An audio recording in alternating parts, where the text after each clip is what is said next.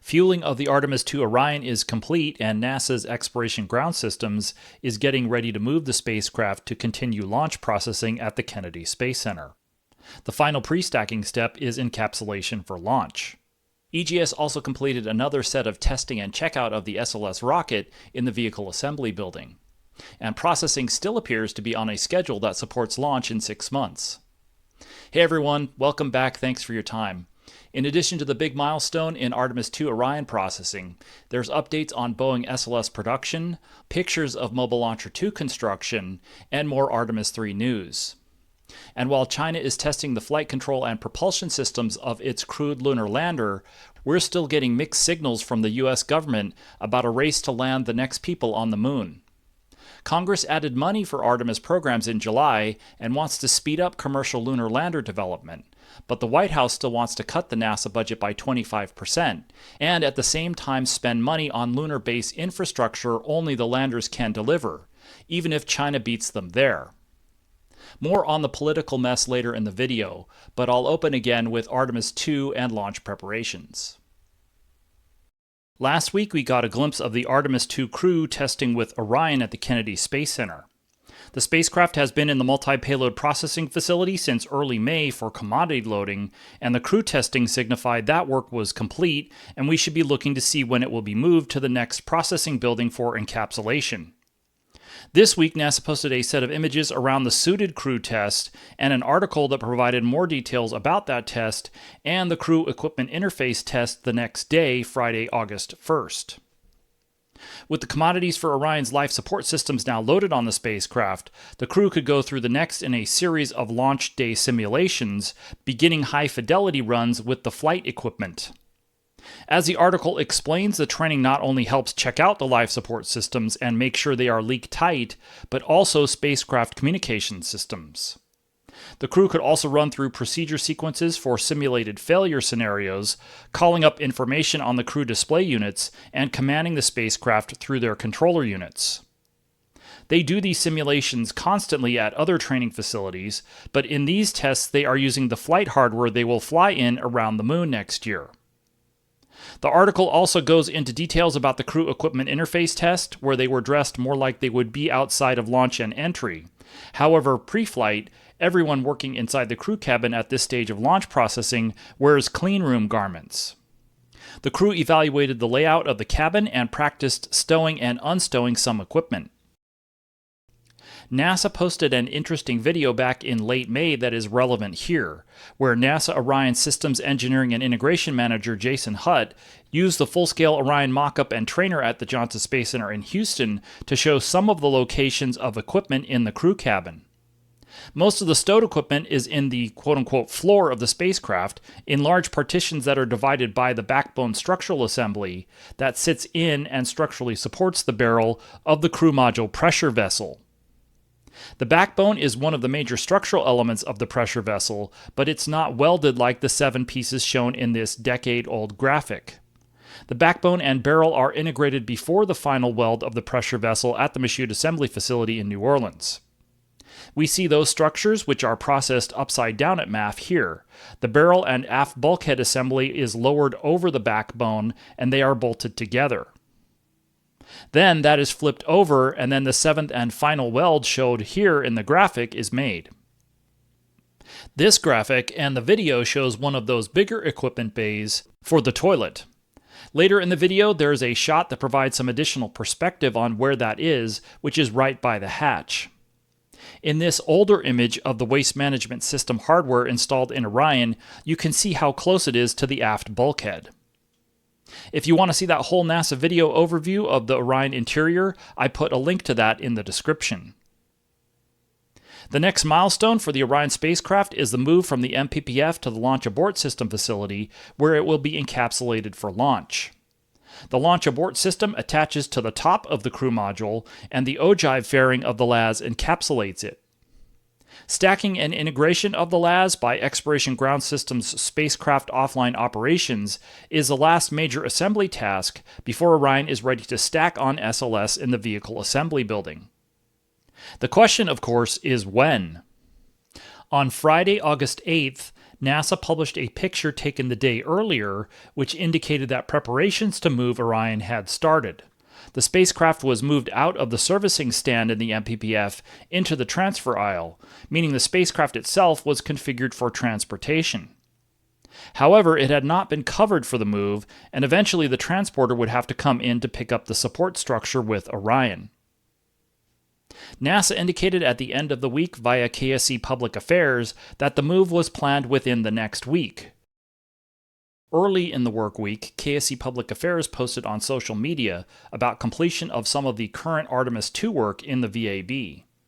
SLS is stacked on Mobile Launcher 1 in VAB High Bay 3, and EGS Integrated Operations is working with the launch team to verify the connections between the rocket stages, the mobile launcher, and the ground-based launch control systems.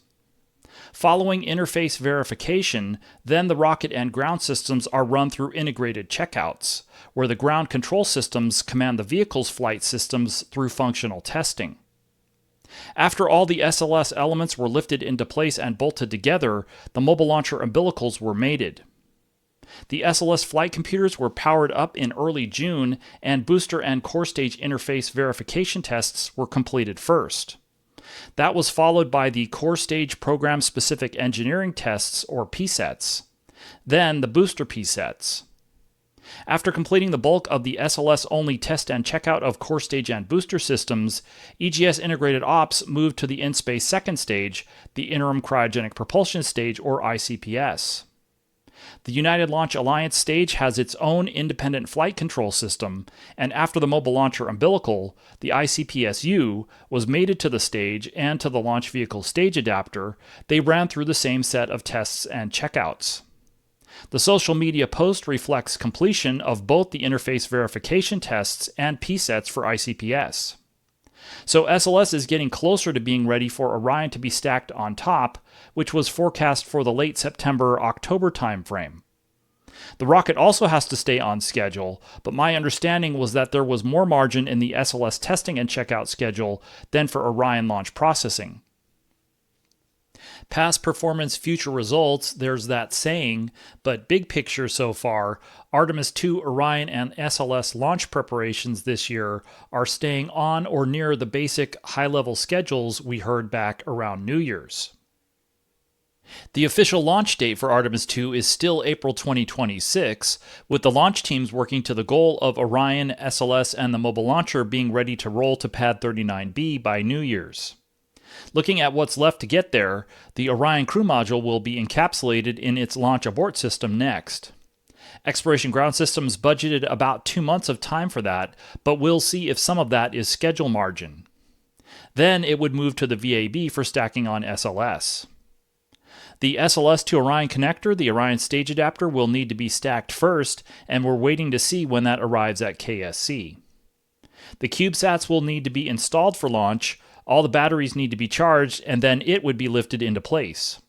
The timing of that OSA stacking will likely need to be coordinated with Orion's arrival in the VAB. After Orion moves to the VAB and the OSA is stacked, then the spacecraft will be lifted and the spacecraft adapter will be physically attached to SLS and the OSA. When Orion separates from ICPS after the apogee rays burn on launch day, it will leave the SA cone behind with the SLS second stage. Stacking is just the start of integration, so after they are bolted together, all the working connections between Orion, SLS, and the mobile launcher need to be made and tested. This is the right-hand side of this graphic about integrated test and checkout. In order to meet the New Year's rollout goal, EGS, Orion, and SLS would have 2 to 3 months to finish that integration work if they stay on schedule. But as they get closer to rollout, the mission management team will have to pick a lunar launch period to target. 2026 begins with launch period 16 in January, and the official April target ends during launch period 20. I'll continue to watch all this every week and report what I learn in videos here. At the end of last week, Boeing got back to me with responses to questions about SLS production status. Right now, Boeing has 3 core stage builds in production and 2 exploration upper stage builds. The caveat for EUS is that they are building 2 articles for Artemis IV right now, the structural test article and the flight article. After doing that for the first core stage flight, Artemis I, Boeing is now building one flight article per mission/launch. They are far into production of Core Stage 3 and 4 and have started the Core Stage 5 engine section structure. Core stage production is split between the Michoud Assembly Facility in New Orleans and the two sites at the Kennedy Space Center, although the latter is now again in flux. Structural assembly of the stages occurs at MAF, but then completed engine section structures are transported to KSC where they are outfitted. The rest of the stage elements, the inner tank, the forward skirt, and the two propellant tanks, the liquid oxygen and liquid hydrogen tanks, are largely completed at MAF and mated together. That upper so-called 4/5 assembly is then transported to KSC, where final assembly and completion of the stage will now occur. Production was split in late 2022, with engine section outfitting or integration moved to the Space Systems Processing Facility at Kennedy, and construction of a vertical integration tool for final assembly in High Bay 2 of the VAB. That core stage vertical integration center was completed last year in 2024. As we just saw in the back half of July, plans are changing again. It sounds like all the Boeing SLS production work at Kennedy Space Center is being consolidated in VAB High Bay 2. That consolidation won't be complete for a while, but we saw the beginnings of that with the transfer of the Core Stage 3 engine section hardware to the VAB at the end of last month. 2 engine sections for Core Stage 3 and 4 were in the SSPF, and eventually all the flight hardware, support hardware, and work teams will end up in the VAB High Bay. So let's go through the updates for the builds. The Core Stage 3 engine section is in the VAB at Kennedy, and the rest of the stage at MAF in New Orleans is nearing the point where the other 4 elements are going to be joined into the 4/5 assembly. The engine section and its boat tail extension/fairing/base heat shield were temporarily disconnected to be moved and are now being reconnected. At some point after that's complete, they will be lifted into the Vertical Integration Center to complete standalone integration. In this month's responses from Boeing, I asked about the status of a few pieces of equipment inside. They confirmed that installation of the avionics shelf is complete. 2 of the major areas of integration are orbital tube welding and installation and routing of wire harnesses. Those are still in progress, which is another indication there's still a good deal of work remaining. NASA's SLS program said in a statement they expect the final join of the 4/5 to the engine section would be next spring, which is still over 6 months away. As welding of hydraulics, pneumatics, and repressurization lines is completed, then the larger propellant lines that have bolted flanges could be brought in and attached. Leak checks of those welds would also be another activity closer to completion of the engine section. Boeing does say that they have started some subsystems level functional testing, where they have gotten far enough with welding, wire routing, and equipment installs. Back in the SSPF, we got a glimpse of the Core Stage 4 engine section barrel there a few weeks ago, photobombing a crane move of Cygnus spacecraft hardware. For that build, Boeing says that orbital tube welding is underway, but that wire harness installations have not yet started. I asked about the other large equipment that is being installed in the middle of the build, the large helium bottles and the TVC platforms. There is one thrust vector control platform for each hydraulic system in the stage. The platforms sit on top of the thrust structure inside and have a standard set of components like an auxiliary power unit, a reservoir, accumulators, pumps, and so on.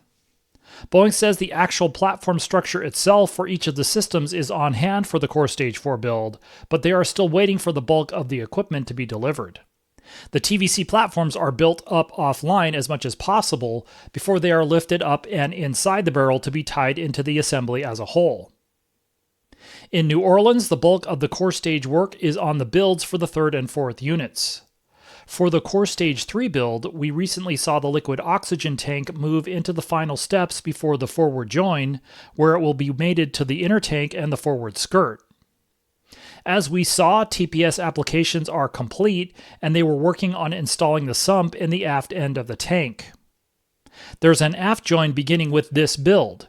It was out for the first 2 builds, but comes in again for the 3rd one to mate the LH2 tank with an engine section simulator.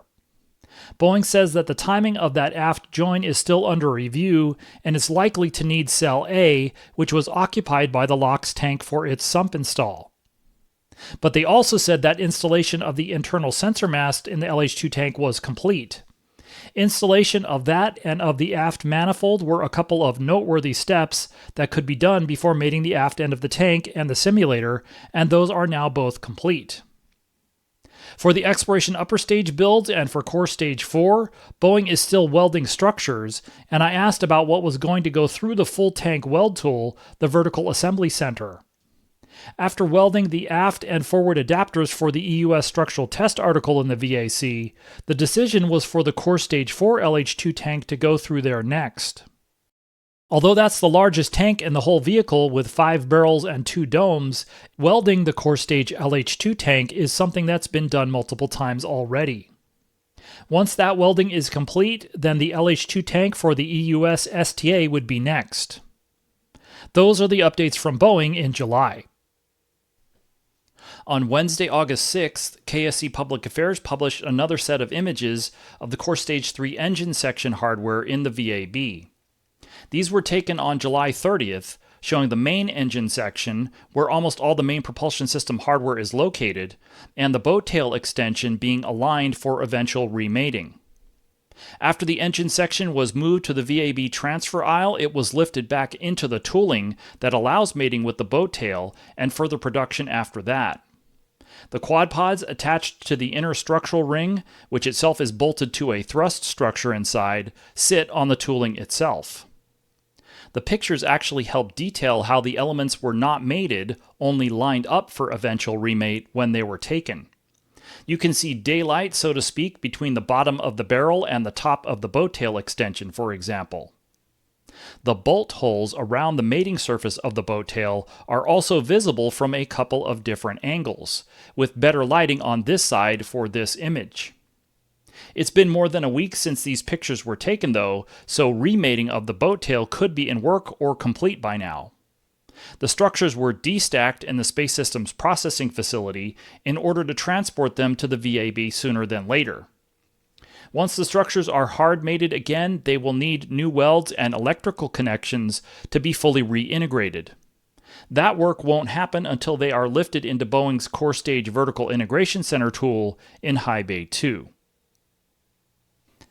Also at the Kennedy Space Center in the past week, Bechtel lifted the next Mobile Launcher 2 umbilicals for attachment to the umbilical tower. The two arms of the exploration upper stage umbilical joined two core stage umbilicals, the inner tank umbilical and the forward skirt umbilical. At the end of the week, Bechtel Communications got back to me with imagery covering the rig and set of all the umbilical tower modules that occurred during the first half of the year. This is Bechtel footage of the final one, Module 10, when it was lifted into place on July 2nd.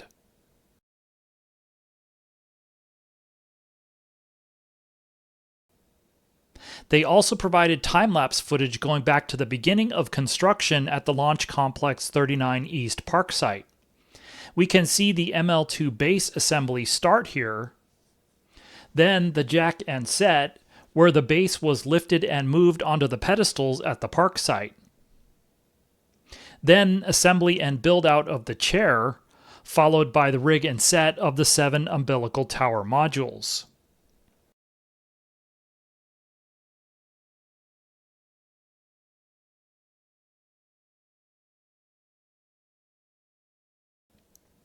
After the lift of the EUSU into place on the tower, Bechtel will be working to attach the base umbilicals, such as the tail service masts, the Orion umbilicals on the tower, other mechanical accessories like the vehicle stabilizer and vehicle damper, and completion of outfitting all the many subsystems built into the mobile launcher.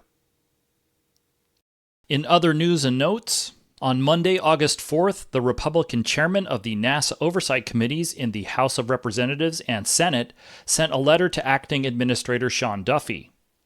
Representative Brian Babin and Senator Ted Cruz, both from Texas, asked fellow Republican Duffy to submit the agency's detailed plan on how they are going to use the funding supplied by the Big Beautiful Bill enacted in July. Public Law 119-21 was signed into law on July 4th, and a month later, Congress wants to know if the president's administration is going to implement that law both appropriately and in a timely manner. They asked for that detailed plan no later than September 1st. Although the president signed the bill into law, the provisions for NASA in that bill run against the administration's proposals. The White House wants to cancel most of Artemis and start over beginning in October with canceling current plans for Artemis 4 and beyond. Instead, the now law deposited funding in NASA accounts immediately to be used for Artemis 4 and 5. Specifically, almost $1.8 billion to continue Gateway and to continue building the SLS vehicles for Artemis 4 and 5.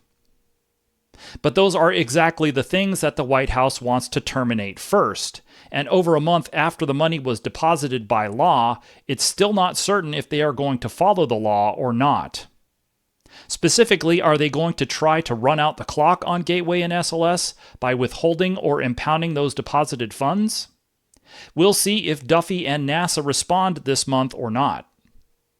In the past week, the administration has talked about lunar initiatives for the future, years after they have left office, like nuclear reactors for lunar power stations, and also staking claims to areas on the moon when they get there. But when they get there is the operative phrase. Given the concerns about Artemis being ready to land the next people on the moon, is the administration's priority the future, or is it Artemis III? The New York Times published the nuclear reactor directive from Administrator Duffy, and we get a strong indication here that the priority of Duffy and the White House remains the former. The directive explicitly reaffirms their commitment to their budget plan, quote, as NASA transitions to commercial services for Artemis 4 and beyond, unquote. So this may be another reason for the letter from Representative Babin and Senator Cruz, since the directive implies that Duffy and the White House could ignore the new law. In yet another sign that the White House and the Office of Management and Budget could ignore the law, Representative Babin went a little further, writing in an op-ed piece published by the Washington Times on August 5th that, quote, OMB needs to start rowing in the same direction. We don't have time for budget games, unquote. It remains to be seen, though, if OMB cares. If Congress doesn't have the leverage, the White House and OMB may never care. While NASA and Artemis are being pulled apart in different directions in Washington, China's space program published imagery from a recent ground test campaign for their Lanyue crewed lunar lander. The imagery shows a Lanyue article going through propulsion system testing, along with perhaps testing terminal guidance and flight control. Big picture, we're mostly in the same place with situational awareness of the Chinese lunar program as we are with the commercial HLS providers here. There's not much detailed information about current plans or future outlook or a detailed schedule of milestones. So there's a similar set of questions even with the progress displayed by the testing. It's hard to put this in the context of overall development, and it's hard to put this in the context of the calendar. Like the commercial HLS providers here, we have China's goal of a lunar landing by the end of the decade. Like the HLS providers, we see indications of progress. But we can't see that progress in context for any of the crewed lunar lander programs, there or here. So we're left with all the big picture questions. What are the major development milestones on the calendar? What are the critical paths in the schedule? When was this completed milestone scheduled on the calendar? Over here in the US, the next Starship flight test will have to wait a few days longer. If you've been watching NSF NASA spaceflight videos or live streams, you already know that SpaceX decided to perform another fueled test of the ship prototype. After an all-engine hot-fire test last week on the currently active Starship launch pad, the launch mount was being reconfigured for launch of the full stack. That work had to be rolled back, though, and then the ship will be rolled back and tested. But launch of Flight Test 10 is still expected this month in August. Speaking of Secretary Duffy, who is the head of the Transportation Department and the acting head of NASA, during his visit to Kennedy Space Center last week, unsurprisingly, he was given a tour of the facilities there. NASA published a couple of relevant shots on Thursday, August 7th. These were taken a week earlier on July 30th. Relevant in the sense of being Artemis related, these were taken in Lockheed Martin's Industrial Operations Zone inside the Neil Armstrong Operations and Checkout Building in the KSC Industrial Area. The IOZ is Lockheed Martin's production site for Orion spacecraft, and in these shots we see the 2 Orion crew modules currently in assembly there. In this shot, the Artemis III crew module is seen in the background.